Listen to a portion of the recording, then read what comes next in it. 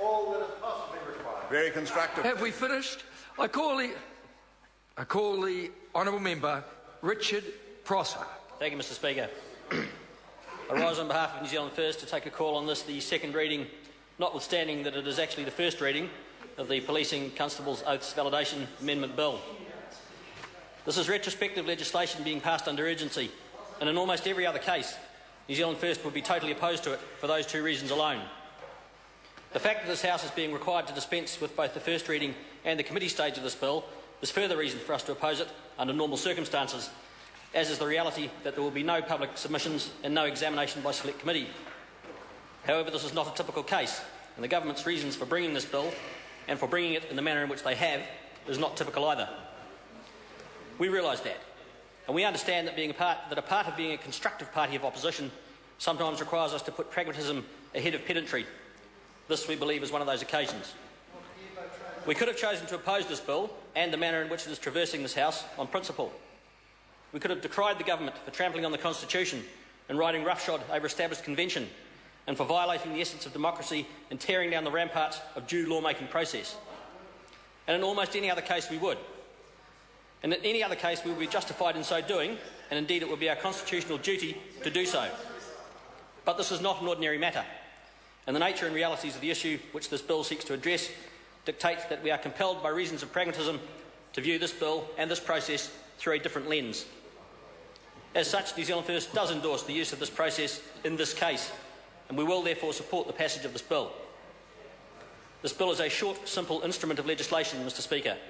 Its passing into law will have no great ramifications for the New Zealand nation.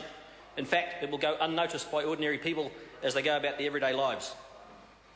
However, the consequences of not passing it, even in this somewhat abrupt and irregular fashion, do have the potential to cause much upset and disquiet.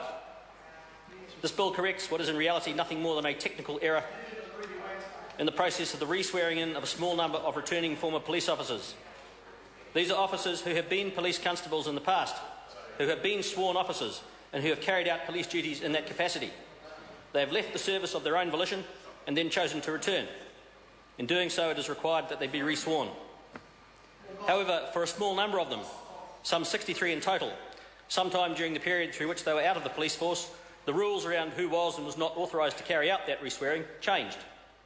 This has meant that for some of them, the 63 officers referred to, the oath taken when they re-entered the force was administered by a person not authorised to administer it under those particular circumstances. This bill corrects that anomaly, and it is necessary that it does so, because if the anomaly is not corrected, the officers in question are not technically sworn police constables. The implications of this are that the arrests they have made over the period since they returned to the force, and all other police duties, are technically illegal. It does not require great intellect to deduce from this that many people who have been rightly arrested and brought before the courts and found guilty and convicted and been subjected to the penalties of the state may find themselves with a legal avenue by which they may have those convictions overturned. We would find ourselves having to let people out of jail despite the fact that they are in fact guilty of the crimes for which they've been incarcerated. This would of course be ridiculous. The only winners would be criminals and of course lawyers, who would have a field day and, dare I say it, a rather large payday as well, and we can't be having that. New Zealand First understands and accepts that in some circumstances, on some rare few occasions, circumstances dictate that normal due process must be dispensed with in the best interests of the greater good. This, we feel, is one such case. I reiterate that it is a simple, straightforward, transparent and necessary matter to advance this change, and for those reasons we will be supporting the bill, even though, under normal circumstances, we would vociferously oppose it on the basis of urgency and truncated process.